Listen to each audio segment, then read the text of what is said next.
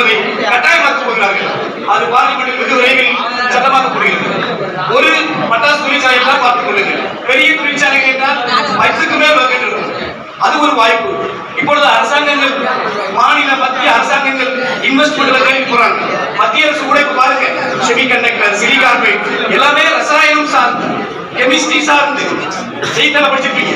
அண்மையில மத்திய அரசு உலகளாவிய சொல்லலாம், national green hydrogen mission, green hydrogen 2023 ஆரம்பிச்சாங்க. 10,000 கோடி இன்வெஸ்ட் பண்ணிட்டு இருக்கு.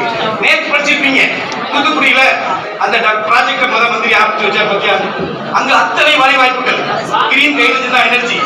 உங்க சைட்ல இனி வரக்கூடிய மோட்டார்லாம் பார்த்துருப்பீங்க. 5 ஆண்டுல ரெனியூபிள், நான் ரெனியூபிள் எனர்ஜி. அடுத்து பூரா நீங்க ரசாயனம் சார்ந்த பேட்டரி, இந்த எரிபொருள், இது மாதிரியான எரிபொருட்கள் ரசாயனர்களுக்கு அந்த வாய்ப்பு வந்து கொண்டிருக்கிறது.